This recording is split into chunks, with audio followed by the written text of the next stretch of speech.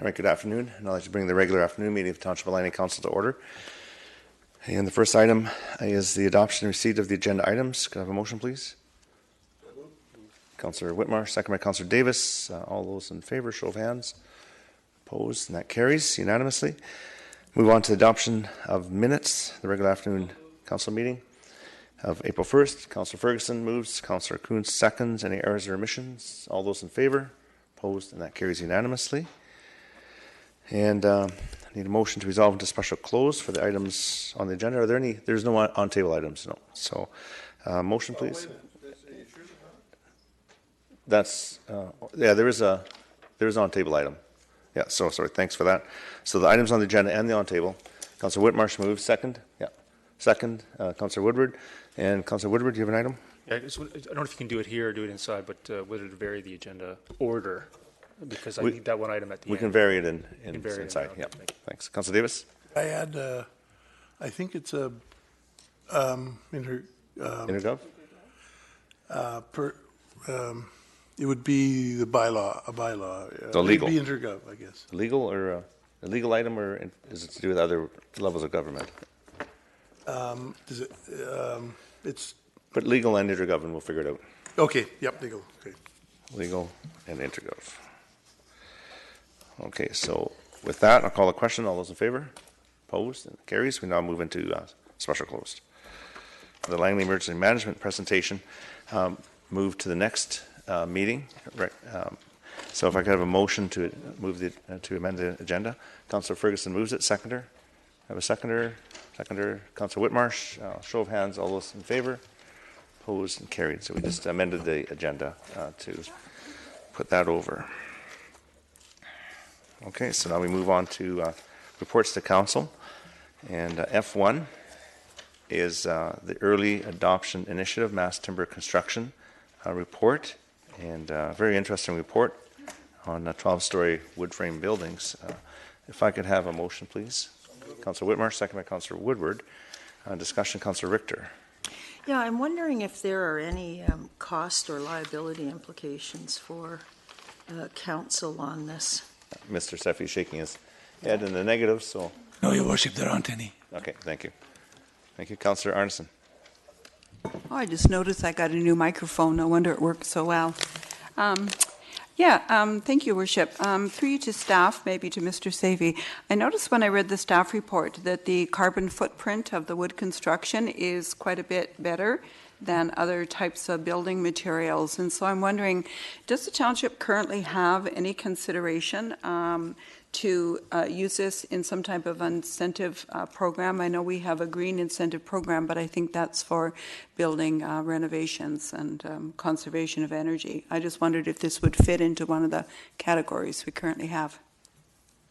Your Worship, as Councillor Arneson has referenced, the program that we currently have relates to energy efficiency, and currently that's all we have, and this one actually does not actually relate directly to the Green Initiatives policy. But it could be added at some point if council gave direction. Okay, thank you. Certainly, yes. Thank you. Thank you. See no further discussion. I'm going to call a question on F1. It carries unanimously. Move on to F2, and this is development application by the Janda Group Holdings Limited for property at 3100 Block 272 Street. Could I have a motion to receive the update? Councillor Kuntz and a seconder. Councillor Whitmarsh. Discussion. Councillor Richter. Yes, I see that this is just a receive report, so there's not really any action there. But in the executive summary, it does say, staff anticipate being able to move forward on the associated report for council's consideration in June 2019, subject to council direction. Now, what exactly is staff meaning by that? Do we need to give them direction on it today? Mr. Backen. Worship, I think once staff have processed the application, it may be necessary to get council's direction on several facets of the application, from building height to variances or to even some of the parking requirements. So I think that's alluding to the fact that there's still more work to do. Okay, thank you. Okay, and the other thing is, can we make a requirement that the old building be removed as part of the application, ASAP? once the application is adjudicated upon, council can establish conditions as part of their rezoning process. To be fair, though, the speed at which we're moving, it really depends upon the applicant being able to provide information. I think they're finding things are moving very quickly. They're working on it as the best they can, but we're not quite. Any timing is dependent upon their submission of documents. Thank you. Thank you. And Councillor Woodward? Yeah, I just wanted to say apparently fast track actually means like pretty fast track. So that's good to see some of the proposal and some of the initial concepts. I wanted to ask, but not give direction, not impose, just ask whether it's possible that the staff could talk to the proponent about including some of the greenway construction and path along the creek and the 273rd intersection as part of phase 1. And if there's some impracticality or some challenges to doing that, to find out what those are, but to just at least have that discussion and see whether that's intended to be part of phase 1 or could be part of phase 1. We'll do so, Your Worship. Thank you. Councillor Arneson? Yes, thank you, Worship.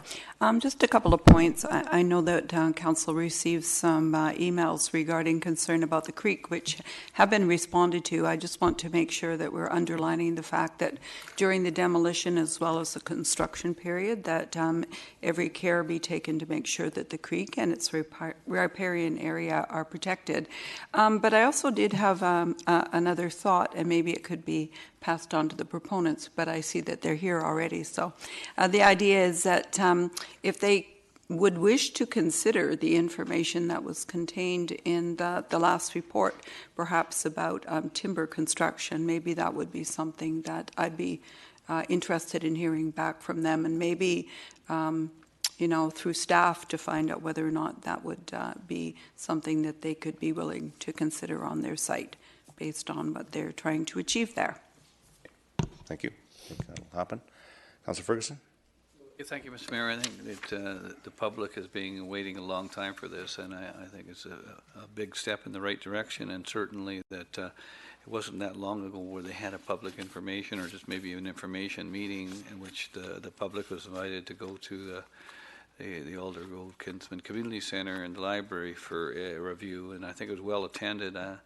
I think that I'm going to ask the same question as I asked those folks that built a development in South Langley called High Point.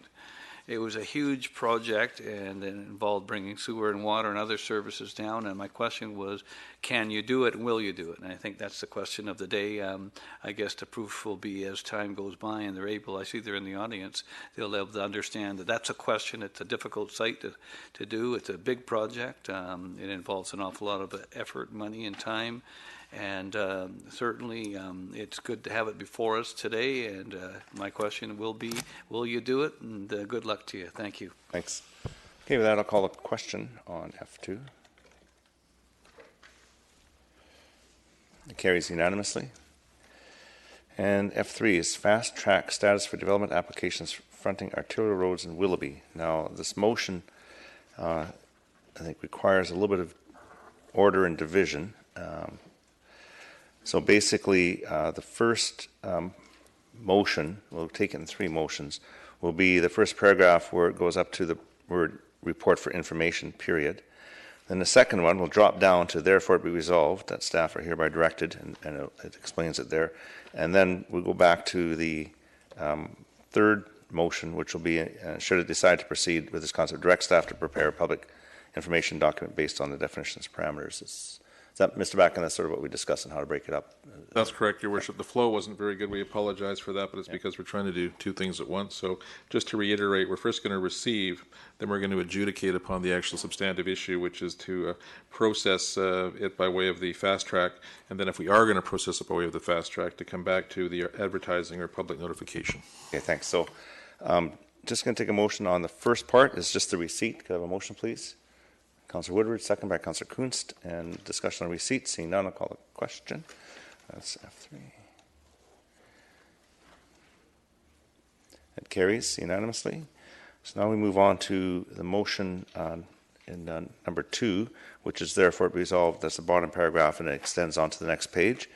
And so this would be basically right now directing staff to process all development applications within the boundaries of the Willoughby Community Plan that affront those identified roadways, and with a fast track status to be reviewed and referred to council for consideration as soon as possible without delay until otherwise directed by council. Could I have a motion, please? I'll move that. Councillor Woodward, seconder. Councillor Richter. Discussion. Councillor Woodward. Yeah, so I want to thank the staff for coming back with some of the implications of the policy. I think that every arterial road in Willoughby certainly added up to a fair number of applications. And I also noted in this report that the staff discussed the matter with a number of developers working in the township, and I'm glad they did that. That's certainly something that's really important. And I think what's outlined in the conclusion that there was a high-level acceptance and recognition of the need for the idea, at least in principle. I wanted to clear up some of the assumptions that, yes, for example, on page 3, it is only intended to capture rezonings and OCP amendments with arterial road frontage, so that is correct.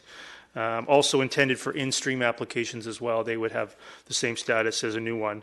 And to me, though, we did need to include development permits because, of course, you can't proceed to build something without a development permit. Also, only include applications that include a development permit. So if you're just rezoning it for the sake of rezoning it and don't have a development permit, then you're not building the road necessarily right away. So I think that was something I want to clear up somehow.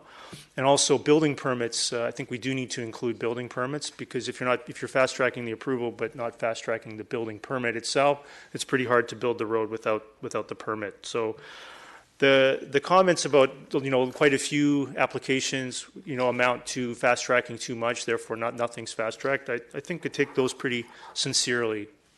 So I think that there might be an option to really focus down on the core need, which is 208th, 80th, and 202A. And if we remove 200th and 72nd, then we're fast tracking a smaller number of applications. And so that's something I'd like to suggest as a possible amendment. I don't know if you want me to make that now, but I think that would be a positive step forward in focusing down to the real need and fast tracking a smaller number of applications. Okay, so the amendment is to remove 72 and 200th? That's correct. Okay, so just hold that for a bit. We'll go through this, and then we'll just go back to the amendment. Councillor Ferguson? Oh, yeah, I think it's important that we get some of these roads done. I mean, it's important. We've been talking about 208 for the longest time, and I think it's important that some of these other roads as well, if indeed the process can handle it or do it or proceed with it accordingly. I did want to refer to the report on, well, I have to, because there's a number of things we could refer to the report, but under other considerations, if I may, through Chair to staff, should council wish to proceed with the contemplated prioritized program, staff suggests development of a policy to ensure clear understanding, objectives, procedures, and expectations, complete with a communication strategy for the benefit of stakeholder. Can I get an explanation of what that means, if I may? Mr. Seffi? Your Worship, that is essentially what the recommendation is, which is for staff to prepare a public document that clarifies the intent, that provides clarity in terms of the applicability of applications, for example, in-stream applications versus new applications.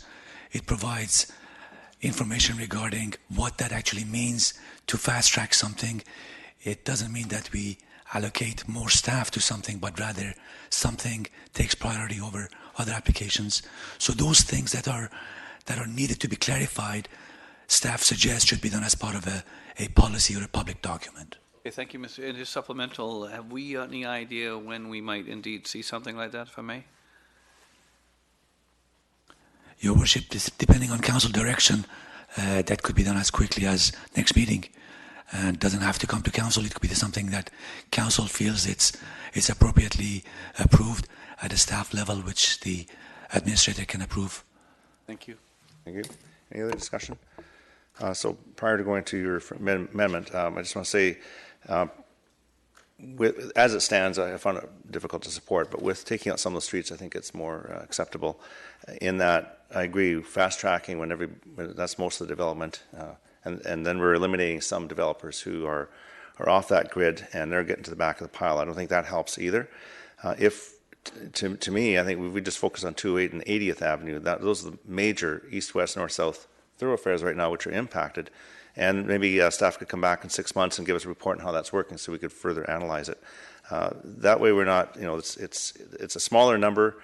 It's not going to be at the detriment of other developers who should have equal access to having their applications put through. But I think everyone recognizes that those are two major roads or thoroughfares, and I think that'll be a lot more supportable for me anyways. So I'm going to put it on. Councilor Davis wants to have a word, then I'll put it on. I just want to echo what you were saying. It's there's other people that own land that are not on an arterial road, and we're kind of setting a two-tier system kind of up. But however, I think this is one way that we have right now that we can encourage getting 208th and 80th and fixed up. Thank you. Hey, Councillor Woodward. Turn my mic on. I want to lose the opportunity there to you speak are. for that. Thank Yeah. you very much. So I'd like to move an amendment that under the road list, and now before I do that exactly, I'd maybe get some feedback from you, Mr. Mayor. I added 202 and 208 because of Artie Mountain. For no other Okay. purpose than that. So if you want to exclude it, I won't resist that. We could also, but maybe as an alternative, we could say 80th Avenue between 200th and 208th. That would remove the Williams plan in terms of fast tracking per se. Okay. And then we could focus it down to 208th, 80th Avenue between 200th and 208th, and then include 202 and 202A only from 72nd to 80th. Okay, that's fine. That's clear. I'd like to make that amendment.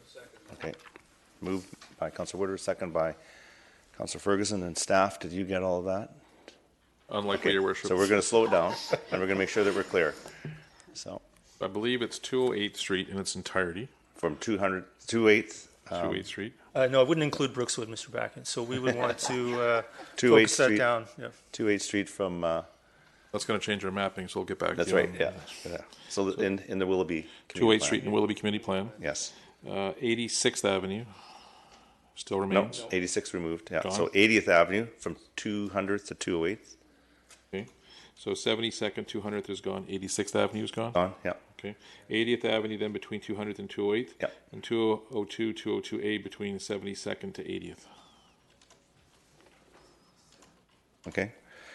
That's clear? That's good to me. Okay, any further discussion on the amendment? 72 or 77? I thought it was 72. 72. Yeah, I 72. think most of that is done, but not all of it, I believe. Okay. Okay. All right, so on the amendment, see no further discussion, I'll call the question.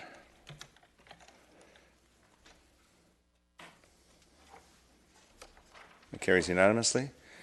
And then the third part is basic. Oh, yeah, sorry, that motion is amended.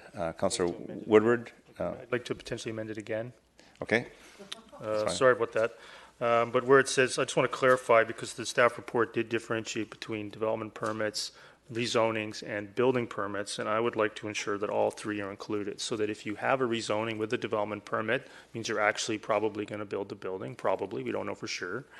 But then we, of course, we want that building permit issued as quickly as possible as well. That's the intent. The intent isn't to get necessarily council approval fast track, it's to get the road built.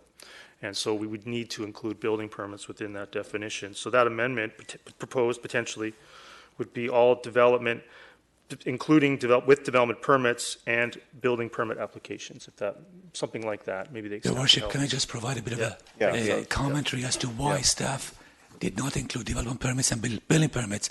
Is because those applications do not in themselves result in road construction, unless they're accompanied by a rezoning application or a community plan amendment application, in which case they're captured by the rezoning application or the community plan amendment application. So if we have a standalone development permit or building permit, they do not, in and of themselves, result in road dedication or construction. That's a good clarification. So maybe there's some language that the staff can suggest to get to the intent, which is that if you're starting with a rural road standard on one of these arterials that we specified in the previous amendment, and the goal is to get the road dedication constructed, that if you have a building permit following from a fast-tracked development application, that fast track would only apply to that building permit, not any building permit on the arterial road. That is the intent, and however we get there is fine with me. Can staff take that as direction, or would that be a better way to handle this? Mr. Seffi? Either way is fine, Your Worship, yeah.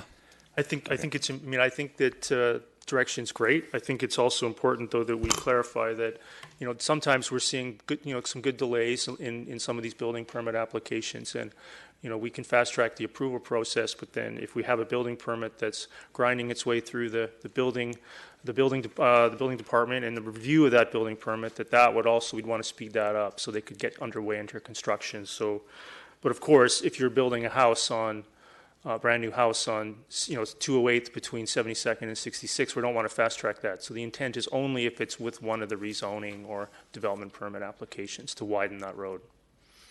Okay. But I don't know, I'd like to put it in the motion in Okay. some form. Mr. Backen, If I'm hearing it correctly, the amendment is to include development permit and building application permits that are accompanying rezoning applications that are fronting arterial roads. subject to this. Right. Yeah. Subject to this policy. Okay, so if you want to move that? I'd like to move that Second. amendment. Thank you. Councillor Kunst, any discussion on that amendment? Seeing none, I'll call the question on the amendment. It carries unanimously.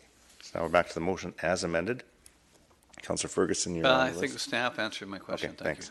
Okay, so I'm going to call the question on that motion as amended.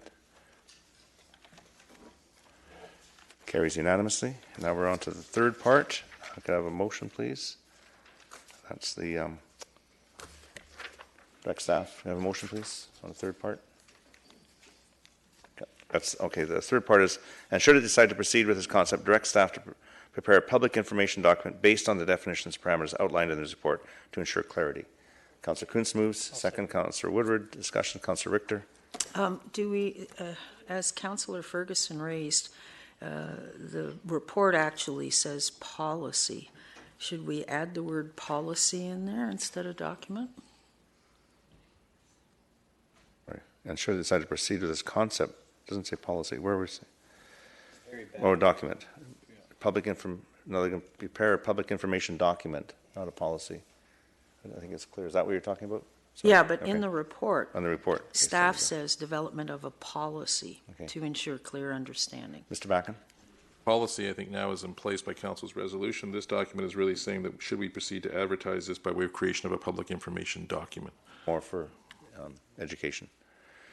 Okay, so that's been moved and seconded. I'll call the question on that part. Okay. Carries unanimously.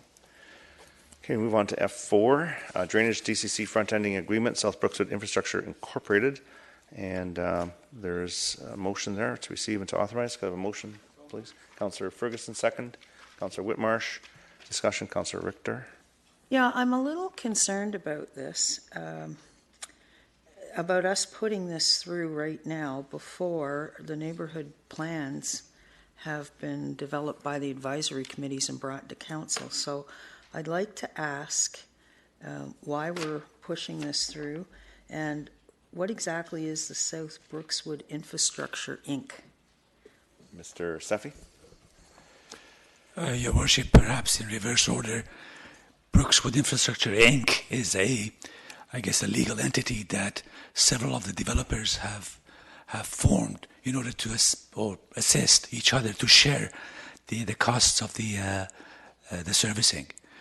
And that is in fact the entity with whom we are entering into an agreement. And as far as, I guess, the urgency of this item is related to cost recovery, that the developers, regardless of which area they're in, whether there's an able plan in existence or one being contemplated or proposed, the fact is that based on the Local Government Act, developers who pay the cost of, or the front-ending the cost of major infrastructure are entitled to cost recovery from benefiting areas. In this case, it's development cost charges that are payable by an area that is going to be benefiting from the pond that the agreement contemplates, and that this agreement will allow the township, once the DCCs are received, whenever those benefiting areas are developed, for the township to collect those DCCs and pass them on to the developer based on the formula that's been calculated. Okay, Stephanie, but just to clarify, if we could, just to clarify. So really what this is doing is it's putting upon the developers, those being those applications which council previously approved to go forward, the need to put the infrastructure in place at their expense, but to allow them to recover from other developers that should join in within about a 15-year period. The development works agreement, which council will consider this evening, has a 15-year period. However, DCC front-enders, because it's based on development cost charges, does not have a horizon. It is whenever DCCs are collected. Without this, though, the existing applications, which are now sitting at fourth reading, cannot be advanced because they need to have these to actually That's correct. make sure they pay for the infrastructure, not the township. That's correct. Okay, but I guess the question I was asking, and I'm still unclear about it, by us proceeding with this now, is it going to hamper in any way, shape, or form the planning work that the advisory committees are going to be doing in each of the neighborhoods? Your Worship, not really, only to the extent that if the planning committee is recommended to undo the previous resolutions authorized by council, I guess that could be a hampering, but this is continuing with the direction council has previously provided. Okay, thank you. Councillor Arneson. Yes, thank you, Your Worship. And through Your Worship to Mr. Safi, if for any reason, so I know these are pre-authorized, and so this is just a mechanism so the work can be undertaken and the money's received so that they can be amortized over time and come back through latecomer fees. I guess what I'm wondering is, does the township have any kind of mechanism if somebody, after the fact, within a relatively short amount of time, could make a really strong argument as to why they could be included in this area? Could it be considered in any way like a local service area where there could be some add-ons based on the rationality of that, as opposed to, you know, waiting for some other development to come online? Thank you, Your Worship. Subject to the engineering and technical analyses confirming that the sizing of whether it's pipes or ponds, confirming that those services are capable of handling the additional flow, that could certainly occur. But there are two aspects. One is the financial side. The other one is the engineering side. By the virtue of them being able to be part of the system, it does not mean that they're required to pay towards the costs. In other words, once if a parcel is not included in the catchment and subsequently at a future date can be proven to be potentially part of the catchment, it will not mean that they'll have to contribute towards the costs. I don't know if I said that well. Oh, well, thank you. I understood what you were saying. Makes sense. The other question I had, just quickly, the degree to which catchment areas, are those really based on the engineering and I guess the slopes and ground conditions there? Is that more or less how those are defined and achieved? That's correct, Your Worship. There are, in certain areas, such as in this case, there have been engineering analyses done that have provided, in general terms, the boundaries of the catchment areas for the various services. And those have been verified through review of such things as contours based on aerial photography, not surveys, but rather, I guess, broad analyses and broad reviews. Thank you. Councillor Kunst. Yeah, we received an email from a Roland Seguin. Do we have a response for him, as he doesn't want this going through his property? Your Worship, the question that Councillor Arneson just asked contemplated a future, I guess, expansion, if you will, of including a parcel that is currently not being contemplated to be included. And the question that Councillor Kunst just raised with respect to the submission, it contemplates the reversal, which is, what if a property at a future date can be proven to not need to be, or to be potentially serviceable through other means? And the fact is that, subject to the parties to the agreement consenting, that property does not need to pay the costs. Thank you. See no further discussion. I'll call the question on F4. Carries. Councillor Richter, Councillor Woodward opposed. Move on to F5, Bill 52, Agricultural Land Commission Amendment Act and Richmond Farm Home Plate Regulations Report. And this is for receipt. Could I have a motion, please? Councillor Arneson, and second by Councillor Davis. Councillor Richter, a question on it? Yes, I would like to have staff come back with a presentation on this, as well as a recommendation as to whether or not there are implications in this for the township and what practices the township should be adopting. So I would make an amendment to add a referral to a future presentation by staff and subsequent recommendation. Okay, so Mr. Backen, does that need to be by amendment, or can we just do it by direction? We can schedule it for a subsequent CPC meeting, Your Worship. Just a brief comment. Our situation is a bit different than Richmond in that we're one of the 4 regulated communities, so whatever thoughts we might have, whether to be enhanced or to reduce some of these issues, are going to be governed by the need to go to the Minister of Agriculture for approval. So in short, that's what the presentation will be saying. We'll look at it substantively in terms of what other areas are doing, but it'll have the filter of what are the likelihood of us being successful with the Minister. Okay. Okay, well, we'll take it as a motion then. So Councillor Richter moved it, and I heard a second. Councillor Davis, was it seconded? Yeah. So discussion. I see no discussion. My only concern is that, I looked at the Richmond Farm home plate regulations, and just get some clarification. It looks like their regulation had a footprint of 4,000 square feet, whereas the Bill 52 is a total floor area, which would include all of the floors of 5,000 square feet. So I guess if it's a rancher, they could do 5,000, but if they do 2 stories, it's 2,500 square feet. So in a way, Bill 52 is actually stronger than if you want to get, if your idea is you want to get smaller homes on ALR, Bill 52 is smaller. Do you have any comments on that, Mr. Backen? It's a bit of a mathematical calculation, Your Worship. The province has set a 5,000 square foot maximum dwelling size. Richmond has set a maximum 4,000 square foot footprint, so that means that you would have to have 4,000 or something under 4,000 on your first floor, and then your second floor could be larger, but or have some square footage associated with it, but it could not exceed the 5,000 square foot level, but the bottom floor could be up to 4,000. Okay, that's what they've done. And okay, I understand. So the provincial regulation now is 5,000 square feet. So that someone in the Township Langley could put in a 5,000 square foot single-story building with no basement, no second floor, and to comply. That would be in compliance, correct. Okay, thanks. Councillor Arneson. Yes, thank you, Your Worship. And I guess through you to Mr. Backen. So I understand you're saying as a regulated community, that was my similar question. What other kind of restrictions could we potentially put?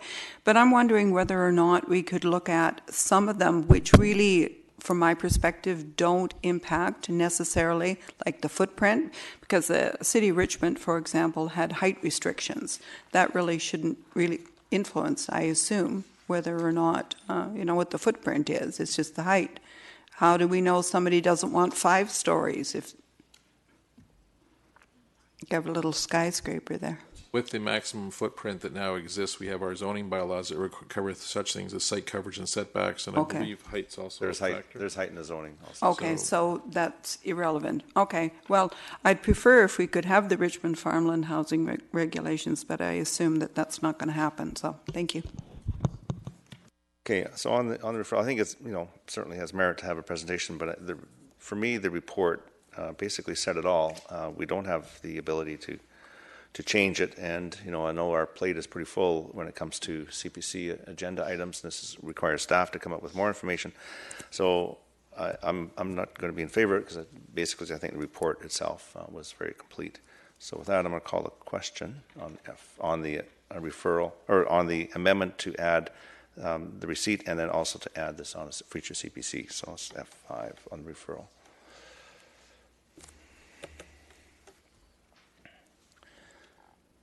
And it carries. Councillor Whitmarsh and Mayor Froese opposed. So we're back to the main motion as amended. If I could have, I see no further question, I'm going to call the question.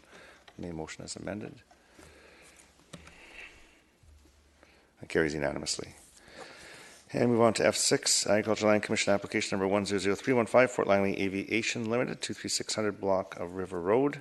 If I could have a motion to refer this to the exclusion to the ALC. Moved by Councillor Whitmarsh, second by Councillor Kuntz. Discussion, Councillor Richter. This is a pretty significant exclusion in terms of the size of or the amount of land that's being excluded, as well as the intended future use of light industrial. And because of the importance of this particular vote, I think the whole council should be here to vote on the matter. So I would like to defer this item for a full council decision. Okay, I'll just speak to that. I think if it goes down on a 4-4 tie, I will bring it back for reconsideration, but I think this council could make a decision on this one. Your Worship, there is actually another layer of complexity to it as well, unfortunately. The part of the Bill 52 changes are in effect removing the rights of applicants to apply for exclusions, meaning that the next application or the next discussion, depending upon when that bill is given royal assent, could mean that the township has to become the applicant for the exclusion itself. And so while it may have some merit to wait for a full council, the result may be then for council to consider a different qualitative decision, in which case does it wish to be the applicant for the exclusion, which it may be required to do if it gets royal assent prior to the return of Councillor Long. Okay, thank you. So if that assists Councillor Richter, if it's a tie vote, I can bring it back for reconsideration, then Councillor Long is involved. Except that I really think we should have, this has got big ramifications. I mean, Fort Langley doesn't like trucks going through it right now, and I'm sure it's not going to be very happy to know that light industrial is going in there. And I think that everybody on council should have to be held accountable for this decision. Well, we have quorum today, so I'm going to rule that we're going to carry on with the vote, and then, like I say, if it's tied, I'll bring it back for reconsideration. Councillor, You're ruling it out of order, Mr. Mayor? yeah, because we do have quorum here, and we can move ahead. Councillor Davis. Thank you. Is airport use deemed, maybe a question through to Mayor Furrow's staff, is airport use acceptable on privately owned property on ALR land? Correct. Federal aviation uses supersede provincial and municipal regulations, so as a consequence, the use of the present site would not change. What it would allow us to have is greater input in terms of subsequent ancillary uses, such as the light industrial uses that the zoning would permit. So effectively, there would not be a significant change from what you see now, other than there might be some ancillary uses that would be, I guess, more of the light industrial nature, same structure, same size of building. Okay. I just a little bit of, I talked to a neighbor that had been there for years and years, and like it said here in the attachment A, in regards to agriculture capacity, in regards to the topographical, over 80% of the site is not in its natural state. This includes its elevation and soil composition, which has been created man-made over the period of 50 years. And I know I talked to another fellow that used to own property right across the street, across the railroad, and he used to go over there and push loads of not just hog fuel, lumber out of cedar, the old cedar mill there for years and years. And then there was a railroad accident, it's in this report, that they then pumped a bunch of sand on top, and so this piece of property is absolutely not fit for agriculture. However, in the 70s, I talked to a fellow that used to pasture his cows there, and just like on McMillan Island, I drove past yesterday and saw a herd of beef cattle there that they hadn't deemed it useless. I think that this piece of property has been taken, it took 45 or 50 years to make useless.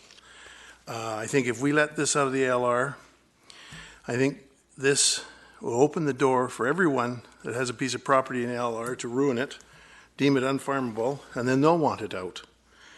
I believe that a couple of comments that the landowner across the street that has been there for a long time, and actually I saw that firsthand myself, when the tide goes up in the spring, it actually raises water, and not from the other, not necessarily from the Fort Langley pump station, but it raises it raises a tide on a piece of property that I farmed for 4 years, about a year and a half ago, and I watched the tide. So to build light industrial on 3 to 4 meters of hog fuel and timber, and well, yesterday I drove by, and boy, there is nothing but concrete and topsoil. And there's a nice new big building there. I don't know if that's for the light industrial, and they had just poured a nice big slab. A neighbor had told me. So they're moving right along with it. But what I'm concerned about is everybody that's got a little bit of land and they want to deem it useless. And we just dealt with the agriculture. I know I'm off topic, but the new Bill 52 has made it a lot tougher to dump garbage on ALR land. So like I say, in one breath, it's been ruined. It can't be farmed unless you put greenhouses on it. But they want to use it for an airport, and that's fine. And I'm not suggesting that the current owner has ruined it. I'm just suggesting that over the period of years it's been ruined. And I think that leave it as an airport. Leave it the way it is used. And I just can't see structurally building light industrial on a piece of property, like I say, that has, and I've talked to this fella, he went over there with his big machine, and for months and years he used to hog traded, and he knows where all the bodies are buried over there, and he says that there's no way you should be putting in light industrial big buildings on it. Anyhow, so I'm not going to support it because it is an 85-acre piece of property, and 85 acres is, like it was commented by Councillor Richter, is very significant, and I want to, in my lifetime, stick to 75% of the agricultural ALR land in Langley. I don't want to see it go to 74, 73. I don't want to see it diminished. Thank you. Thank you. Councillor Arneson? Yes, thank you, Worship. A few naysayers in a row. I like it. Actually, sorry, I shouldn't be facetious, but I've given really a lot of thought to this one in particular. So I would like to preface my comments by saying I think we have to understand there's a context to every decision that we make, and some are simpler than others. And so, as Councillor Davis has alluded to, the fact is that over the course of time, this property has become quite compromised, and so reading the staff report indicates that many different deleterious things. I'm sure it was thought in the day that there was nothing wrong with putting hog fuel there, as well as other rubble potentially. I have no idea what's there, but I just assume that it would be obviously without complete amelioration or greenhouse, nothing could be grown there. However, my challenge is to look at it, and even in light of the facts, so the other complicating factor is apparently in our new OCP has identified this as light industrial lands. And so I do try and balance our need for employment lands. But I look at this and I say it's right on the banks of the Fraser River. And I'm very concerned, firstly, because I want to know, through your worship to staff, what degree would we have if we put the application forward to know what studies have been done if in an extraordinary freshet or flooding that this whole area would not be underwater, basically.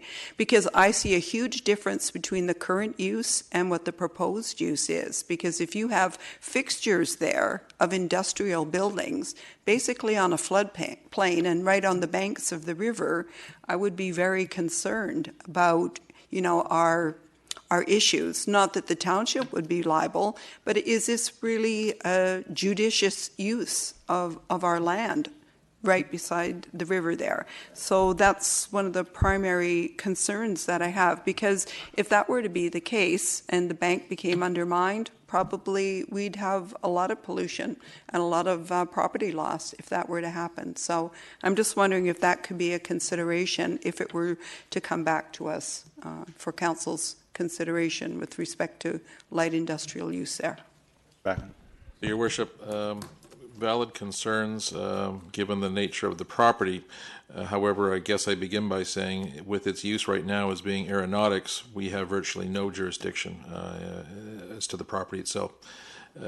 If this matter advances to the Agricultural Land Commission and they endorse its exclusion, we may finally have some jurisdiction over it, because then our zoning bylaws would have some force and effect, because it would be non-agricultural land.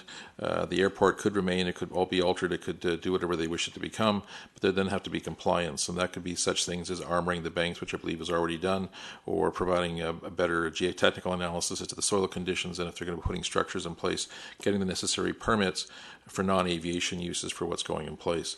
So the short answer would be then, if that's our jurisdiction, what can we do? As part of that process, we could seek indemnities or releases as part of those covenants as to any flooding that may occur on the floodplain or above the floodplain because of that. So from that perspective, we do not have any liability or any concerns as to that perspective. Oh, I didn't turn you off. You can turn your own mic back on. Thank you. I guess further to that, so what you're suggesting is if this is approved as a non-agricultural use, we can then seize jurisdiction and require all those kinds of studies, because the first thing I would want to see is any kind of projections to indicate what the levels of the river could be in 100, 200, and potentially other year flooding situations. Because I've been to meetings where the insurers of the whole country are really pulling back from many situations that we used to take for granted that people could get some kind of flood insurance. And so I'm very reluctant under these circumstances to say, yes, let's just go ahead and, hope that these studies will be done and they'll be sufficient. But that is my primary concern. Thank you. Councillor Woodward. I really wish I could call people that lived across the street 40 years ago and just call them up and ask them what was going on. Fortunately, I don't have the luxury of being able to do that. I did. Yeah, I know you. Yeah, this one is a 5149 kind of situation when you're seeing an 85-acre exclusion from the ALR. But I did have a question, Mr. Bracken, just to make sure I have the exact year correctly. What year was the ALR and the ALC formed? 1972. 1972. So glad I got that clarified. The airport was there in 1959. Correct. Before the ALR. So it's not like we've got a situation where someone's coming along and saying, I want to build an airport in the ALR, which obviously wouldn't probably be very challenging to get done. I think for me, one of the big issues will be, of course, the truck traffic through Fort Langley, but I don't think that that's something we're going to deal with tonight. Tonight we're dealing with it going to the ALC, and I think they're going to probably be a little bit harder on the farmland merits than I'm going to be, and they're going to know a lot more about farming than I do. One of the things that bothers me, though, Mr. Bracken, if you could also clarify, is that when some piece of land is removed from the ALR, it essentially becomes urban land subject to our authority. Is that correct? Correct, unless there's a higher use such as an airport or federal port. So the overlying use of the airport or port, in my example, would still take dominance. It's only to the extent that there's uses beyond that we'd have jurisdiction. Yeah, so that's what I wanted to clarify. So if this comes out of the ALR and then we have an airport that we don't have any jurisdiction over, how much can we actually restrict the use on the site once it's out of the ALR? In the same degree as we can now, which we can't, if it's for aviation uses, for the federal uses, to the extent that provincial or municipal uses are added, in this example, the light industrial, we would have jurisdiction. Okay, so that's good to clarify. So we are not going to have a situation where it's going to be run rampant. They're going to have to come back to us and get the right to build the industrial park that's mentioned in the report. They definitely have to come back for the rezoning for the non-aviation uses. See, that's okay. So what qualifies as a non-aviation use in this situation? Where once it's out of the ALR, there's 85 acres of essentially urban land. Well, there's 85 acres that's still subject to aviation uses. The question is then any additional uses would be put into place. So, if you will, that could be the light industrial park. We'd have jurisdiction over that through our zoning bylaws. Okay, so for me, I think it's pretty important that we're always going to be dealing with, we hear about this, we're changing the rules and we're doing this and we're doing that. What predates the rule change is important. That's something that we always try to factor in. So here we have an airport, essentially an industrial use, pre-existing the designation to make it farmland. at least in terms of the numbers and the years and the evolution of the situation. So my big concern is maybe not that we add some industrial uses separate from the truck traffic issue, which we have to solve anyway. It is that once it comes out and maybe 20 years, 30 years from now, don't want to do an airport anymore. Maybe now they want to build a Bedford landing. And that's my concern. Is there some way that we can restrict that as a condition of it going to the ALC, that maybe for some long period of time, long after I'm gone, that we don't see, you know, an attempt from a future council to come back and try to make that a Bedford landing? How do we potentially prevent that? Maybe I could answer just one part, then Mr. Mackin. So this is part of our official community plan as industrial land. For a change to our official community plan, it would have to go in front of Metro Vancouver, and that would require a 2/3 vote of Metro Vancouver, if I'm correct, Mr. Seffi. So 2/3 vote. So there is that other layer that to change industrial to residential would require that vote at Metro Vancouver. So this council could then say, yeah, we want to change it to residential. Metro Vancouver, then there's another layer of oversight. Just to put that piece in, Mr. I think Mackin. that's clear. I'm not trying to govern from No. the grave. I'm just trying to make the sense that what I think the intent is that you know, I do support the idea. Like, I look at that map and I don't see a lot of purple, and I look at other municipalities and I see a lot of purple. And so, I understand that the ALR, we used to be called the Agriculture and Industrial Land Reserve. So there is some merit here and some logic, but I do struggle with an exclusion of that size. So has there some way to address the fact that the main concern some of us have around ALR exclusions is urban sprawl, and is there some mechanism to prevent that as a condition of forwarding it? Not as a condition of forwarding it, it would be as a condition of the rezoning by potentially some covenant. So as it stands right now, this has been recognized by Metro Vancouver as being a potential future industrial lands, as by the township through its official community plan. The strongest instrument is going to be the zoning bylaw itself. Associated covenants could perhaps be put in place, but they're going to be relatively weak compared to the actual zoning itself, because this council can't fetter a council 20 years from now from deciding that parts of the Salmon River uplands should be industrial if it's out of the ALR. There's no known way of doing so. You can't fetter a future council's discretion, just as a past council couldn't fetter this council. So it's through the rezoning mechanism itself, by the defined uses that occur not only at our level but at the Metro Vancouver level, that the protection is greatest. Yeah, so the real solution then is to live as long as possible and run for council for as long as possible, then really is essentially the main solution to this. That should be encouraged, subject to the personal psychological effects that may result. No, and I'm beginning to learn what those are, especially this afternoon. So I think for me, I think that I'm a bit frustrated at the legal structure to prevent my main concern of ALR exclusions, which isn't some additional industrial. It's to prevent that urban sprawl, and I don't see a mechanism to get there. And I'm not going to punish the proponent for my lack of a mechanism to get there. The mechanism seems to be that the populace needs to continue to elect good politicians. Thank you. Guess they failed the last time, didn't they? They got us in. Councillor Whitmarsh. Yeah, this piece of property, as Councillor Woodward mentioned, has been in airport or aviation use since 1959. The ALR came in much later and introduced a number of different requirements, which of course those have changed over the years, over time as well. And I think we're being asked today if we're willing to have this be sent back to the Agricultural Land Commission to make a decision for it to be removed from ALR. And you know, I mean, we've got in our report the quality of the land. It's taken obviously many years to get to a point where it's not suitable for any form of agriculture. And really the point is to protect agriculture, and we're not protecting agriculture by refusing to send this to the ALR. It becomes more around a political decision than it is around protecting ALR land, because we know that this isn't going to be used for agriculture. So for me, you know, I'd like to see it sent to the ALC. They can make a decision on what's best from an agricultural perspective, and let them be the experts on that. And then if it does happen to be removed, we will have all sorts of options available to us when they go and seek rezoning. And we'll have all sorts of options in terms of what can be built there, in terms of the industrial lands, and in terms of urban sprawl. That will be a question for future councils to have to deal with, but that's normal in any piece of property that we have in the township. So I don't think we should prescribe any or apply any set of different rules to this piece of property that we would to any other property. This is unsuitable for agriculture, and therefore I'm quite willing to send it and let the experts see if they agree or not. Thank you. I'll just make my comments, and I see there's speakers for a second time. You know, I look at this. This is in our official community plan as industrial land. It's been approved by the councils with public consultation. It's been approved by Metro Vancouver in our regional growth the regional growth strategy and through our regional context statement.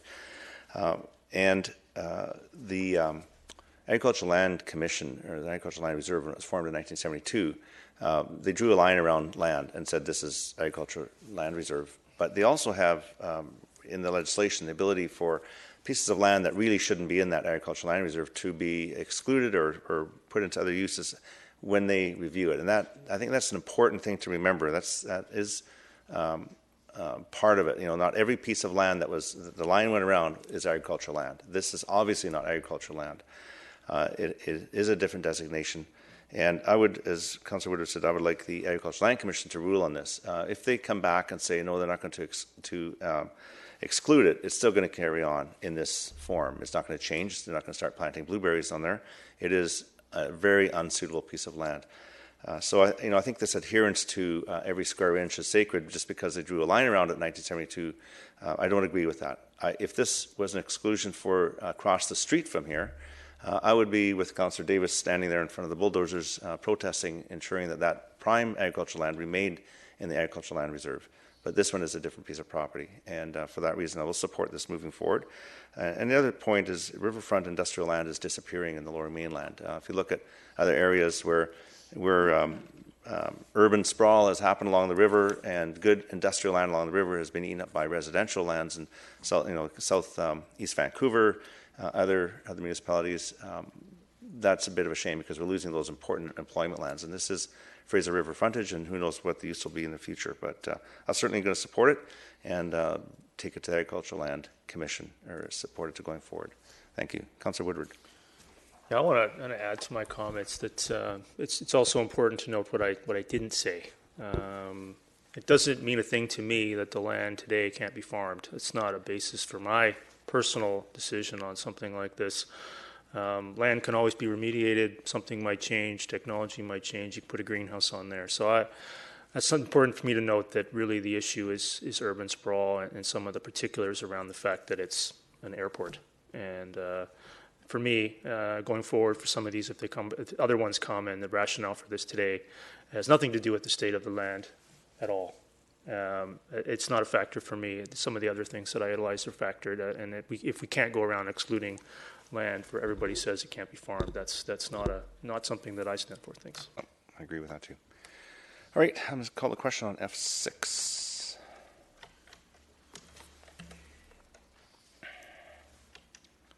And it carries with Councillor Richter, Councillor Arneson, Councillor Davis opposed. And we move on to F7, and that's Agricultural Land Commission application number 100369. 1151912 BC Limited OTG Development Concepts at 24381 56th Avenue. Could I have a motion, please? Councillor Kuntz, seconder. I have a second. Councillor Whitmarsh. Any discussion on this one? It is within the our zoning, and it's asking for a subdivision. So I will call the question, seeing no discussion.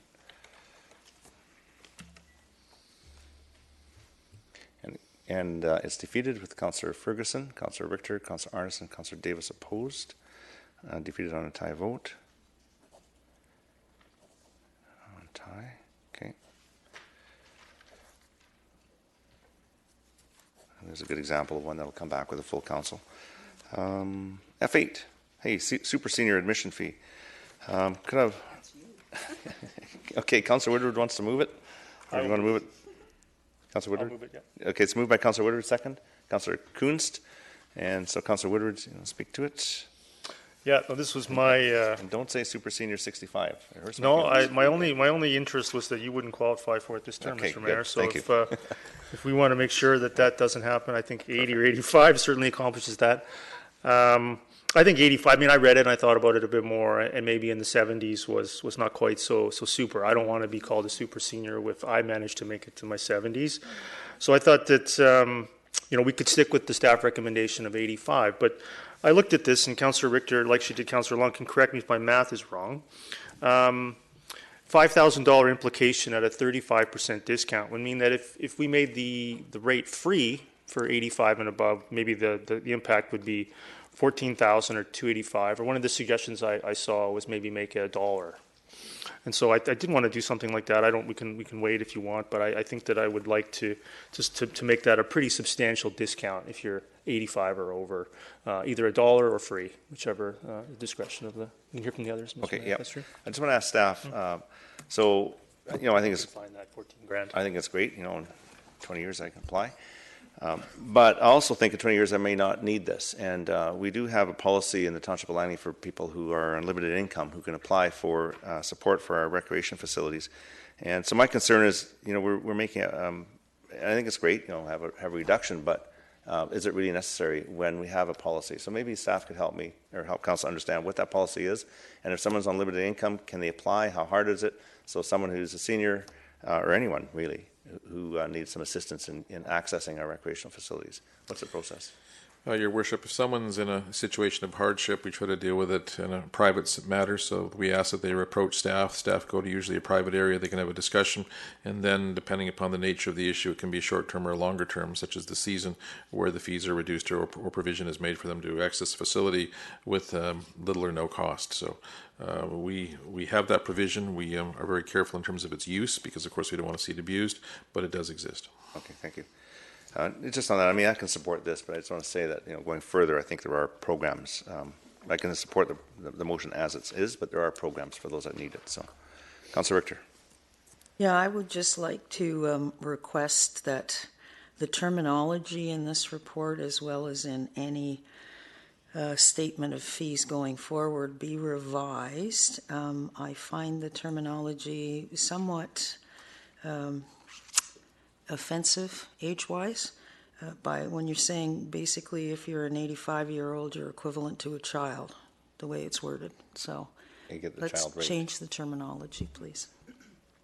Okay, I think that's in the report. Just state what the price is. Don't say it's equal to a child's admission. Oh, it's a child admission fee. Okay. So just to change that wording, it would be You can do that by direction, Your Worship. Direction, yeah. I think just change the wording. Okay, thanks. Okay, Councillor Ferguson, Super Senior Ferguson. I'm going to step out on not a senior yet. I'm going to step on a limb here, and I'm going to say all seniors are super, but I am going to step out. I mean, I've looked at a little bit of what Surrey's been doing now and what other municipalities are doing beginning this term and in the future, and And I think it's important to send a greater message than this. This 85. I'm going to say I'm going to make a motion, and amendment. I don't know how much support. I'm going to say that all seniors over 70 should be paying the child rate. And we should be encouraging seniors to use our facilities. We should be encouraging seniors to get out for healthy lifestyle, for health, and for a number of other things. And I don't think that what I'm saying today is new. I think Surrey, a large community, has already done something this, or even more so. I think other communities are stepping up to the plate and doing. I think sometimes we forget about our seniors and look at youth a lot and look at other minority groups. And seniors are kind of the last folks to be discussed. Now, that will have an impact financially on our community, but if we get more and more people that are seniors involved in using our facilities, that will increase, and the exponential financial part may indeed balance. But in the end run, we're saying to seniors, we care about you in the community. We believe it's important for you to use our facilities, and we're going to, put our money where our mouth is, and that's going to be my motion. Okay, so I'll go through the speakers over list. 70 should be given the child rate. I will second that, Okay. provided you drop that child. Okay, we're going to go through the speakers list, and That's then fine. Friendly amendment. we're going to go through the speakers list, and then we'll entertain. I just want to hear what everybody has to say. Councillor Whitmarsh. Yeah, well, I found the report to be helpful And, but 85 seemed like a pretty high number. I was trying to think of having to get to 85 to get the half price. 85 is a pretty high number, and so I'm not sure if 70 is the right number. I don't know what the right number is, but 80 seemed high. We have Surrey at 70, we have Abbotsford at 80. Our two neighboring communities, I wasn't sure that we would want to be the oldest and harshest with our seniors of the two of our neighboring communities. So I'm not sure if 70, but I'd certainly like to see it a little bit lower than 85, at least down to 75 or 80. Okay, thanks. Councillor Arneson. Yes, thank you, Worship. I agree with Councillor Ferguson. Maybe it's because we're both on the Seniors Advisory Committee. But I think if you're looking at this, and I do understand the argument. I remember going to a bank and they used to have senior services for nothing. And then all of a sudden they weren't offering that anymore. And I said, well, how come you don't mention it to people? And they said, well, there's too many seniors now. So, it's not really working in their economic favor anymore. But that aside, what I would say is I think any extraordinary funds that you may be losing in this proposition would be more than made up by the fact that you have healthier seniors in your community, because there is a correlation between getting older and wanting to have people to be active and participating. We're an age-friendly community, so I think if any community would want to embrace this, I don't know what the appropriate number is, but I was happy when I became 65 so that I could get a discount at other places. I'm not saying I deserve a super senior discount, but, personally, I think it's really good. And also, generally speaking, people who likely have lived in our community for many years, my mother used to say people shouldn't pay any taxes over 50. 50 years, not 50 years of age, but 50 years in the community. Because I think people have given a lot to our community. And when you're older, we have this assumption sometimes that people actually may be fairly well off, but a lot of people don't have a lot of money when they're older. And so I think it's important that we have at least a category where people feel comfortable not having to ask for dispensation, but just saying, hey, I'm a great old age, and getting a good discount. Thank you. Your Worship, just two quick things. First of all, for Council's information, with the reduction from the fees from 85 and over, the net cost of the township was only $5,000. When we lower it to 70 years, it becomes $66,000 for a grand total of $71,000. So if this advances, we would simply adjust, we'd cover it this year through contingencies, but next year we'd build that into the base budget. As well, we're approaching 6:30, so a motion to extend will be necessary. Okay, so I've got another minute. I've heard, I got Councillor Woodward next for the second time, so I'm just going to say we've heard different ages. I think we could play the game all night. I hear what Councillor Whitmarsh is saying. I think 80 would be reasonable. It's in line with our neighbor. 70 is only 5 years after you get the senior rate. I think it's kind of short. But 80 certainly. I think if we could get an agreement on that, we could move this along fairly quick. If there's no objection to moving it to 80, we can do that as a unanimous consent amendment. So I see no objection, so we'll change it to 80. Oh, okay. Well, that's what I was asking. Okay, that's fine. Fair enough. I'm not going to do that. No, just hang on. So I was trying to expedite it if there was an opportunity to do that. Obviously, there isn't, so it's not by unanimous consent. So I'm going to have to first get a motion to extend so we can finish this motion. So 10 minutes max. Moved by Councillor Woodward, second by Councillor Davis. I'll take a show of hands. All those in favour? Opposed? Carried. Okay, so Councillor Woodward was first on an amendment. Councillor Woodward. So I'll move. I'll try to make this simultaneously. I will move an amendment to 80 with the seniors aged 80 plus equal to that of $1. Oh. So because that's what I was going to do anyway. Okay. Yeah. Okay. Can we do that in two motions? Sure. Okay. Yeah. Two amendments. Let's do the amendment first. One amendment. Okay. I'll move it to 80. 80. Okay. So is there a seconder to that? Second by Councillor Whitmarsh. So discussion on moving it to 80. Okay, I'm going to call the question on F8 amendment. And that carries unanimously. No, just.